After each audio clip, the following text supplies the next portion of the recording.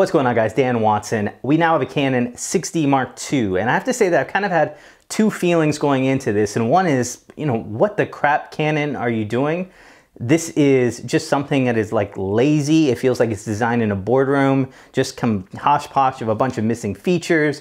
Can't you do better than this? And the other one is actually that this is the best full frame DSLR under $2,000. And I'll kind of explain where I'm coming from these two things, and we'll take a look at some of the competition. I've got three cameras right here. This is a Canon 5D Mark IV, Canon 7D Mark II, and then the Canon T7i that just came out. And so I am a Canon shooter. We shoot weddings with this. And so I've been shooting these for a long time. And so cameras like this have actually been very important. Now, I did review the Canon 6D when that came out, and I have to say it was not my favorite camera in the world.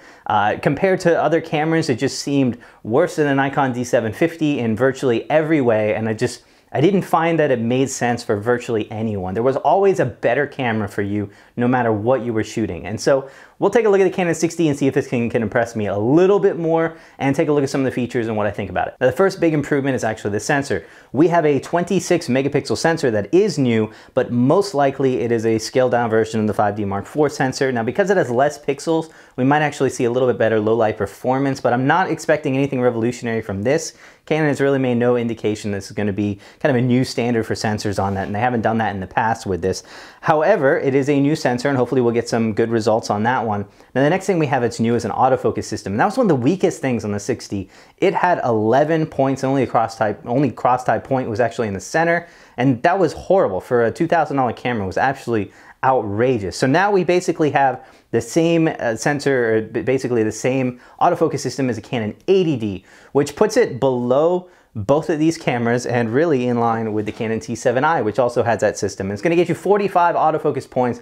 All of them are cross-type. However, we also have the dual pixel autofocus system, which it kind of came after the 6D, and it hasn't been updated to support it for whatever reason. So it's the only camera right now in Canon's lineup that pretty much does not have the dual pixel autofocus system. And that is a really, really good system. So if you're using it for video and you're using it for live view, it is it is the best DSLR autofocus system in the entire world right now. So you don't have to go to mirrorless cameras to get anything that's competing. It is not super fast where you can keep up with really, really quick moving objects, but it's extremely accurate. I find it's good for virtually everything that I use it for, and it's extremely helpful. So it's good to see that in this camera, but I mean, of course, every other camera has it, so really, are we really doing anything good? Now, connectivity is also a massive improvement. So you got GPS, NFC, Wi-Fi, Bluetooth. So everything you can imagine is in this camera. It should be able to connect to you, no problem. I never really needed GPS. It's in this camera. I've never used it at all. But again, that's kind of the features that we get from, so this has all of them except GPS, and this does have GPS. So you're getting kind of this hodgepodge of some of the other systems that we have from other cameras. Now, body-wise, it actually looks very similar to the Canon 80D. However, it does have some weather sealing in it, so we might have a little bit better of a feel and weather resistance closer to the 5D Mark IV probably.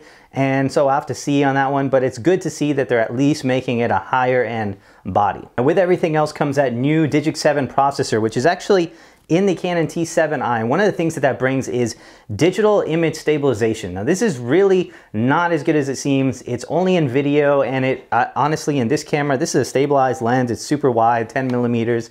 Even at the widest, I can't walk around and this thing be fluid. And this has image stabilization in here and also on the sensor. So I don't find it that good. It's not like what we're getting from the GH5 or Olympus cameras. So it's just digital image stabilization. Again, it only works in the video mode, so really not even all that useful. However, that brings us a little faster frame rate, so we're up to about 6.5 frames per second, which for me is good enough for virtually everyone. Now, we also have a articulating touchscreen, which is very similar to this one. It is a 3-inch touchscreen, so it's a little bit smaller than what we get on the 5D Mark IV or also on the Nikon D750, which is articulating, although not out. But it does have a 3.2-inch touchscreen on that one, or screen on that one. This one is going to be very similar to this, and I like the touchscreens that flip out. Canon's interface is very good for them. And so it's overall a good thing that we have that. I'm glad to see it on the camera. We've been waiting for that on a full frame camera. It's nice to see it. However, that's virtually it as far as new features on this camera. So let's kind of talk about some of the impressions with it and some of the competition. Now, actually, I completely forgot about video performance, and that is because there's nothing new on this camera when it comes to video. This is essentially the exact same video camera that you're dealing with dual autofocus system, touchscreen, 3-inch flip out screen, and 1080p at up to 60 frames per second. That is as good as you're gonna get on that one. Also, this is a mic in, just like the 6D Mark II. No headphone jack on either of these cameras. So you're getting a full frame sensor, you might have some better low light performance, but other than that, you're really not seeing any improvements on this, and it's not competing with virtually any other camera on the market. Now, most of you are saying this is not a video camera, however, or that you just don't need 4K. I'm gonna argue that a little bit. Canon was really the revolutionary camera when it came to video performance, putting in the original 5D Mark II. They have failed to really improve on that, and everybody else is kind of doing it a little bit more than Canon. Their autofocus system kind of keeps me using it, but for 1080p, it's not bad. You don't have any of the video features like focus peaking or anything like that. Even on this one, it has 4K kind of internally with crops and all that kind of stuff. You can't even output via HDMI in 4K. You have to do 1080p, and it really doesn't give you anything better on these cameras. So overall video performance is just not on par with some of the other ones. And in this kind of age where everything, your next TV, especially if you're buying a $2,000 camera, if you don't own a 4K TV already, your next TV will be 4K. I have one TV that I recently upgraded to 4K. The minute my other one goes, it's pretty much guaranteed it's gonna be 4K, because that's basically everything that's being sold right now. And your cameras do not shoot 4K. So it's really unfortunate that in 2017, this camera, which is a camera that most people keep for more than 3 years, does not have that feature. And even if you don't shoot 4K and don't think you're going to, let me just say that these cameras that do shoot 4K, it's not all about 4K. It's that they're doing full pixel readouts, they're doing oversampling. The detail from these image sensors and process for video is so much better than what we're seeing on 1080p video that's using line skipping and other kind of stuff in order to form that video from these high resolution sensors. It would be great if we were to deal with a full pixel readout from these sensors. But obviously you're not doing that with Canon right now, so it's up to other features to kind of win you over on this. Now, for all the hate right there, let's take a look at some of the other cameras that were out there, and really and truly you have nothing new on the market in the sub 2000 space. We have the Sony a7 II, which is possibly due for an upgrade this year or early next year. However, that's kind of a little bit older camera. One of the weaknesses with that mirrorless system was that the autofocus performance was just not up to what you can get on a DSLR, and while it does have over 100 points that have face detection in it, it's just not that quick. And so there's some limitations there. You don't have a touchscreen interface.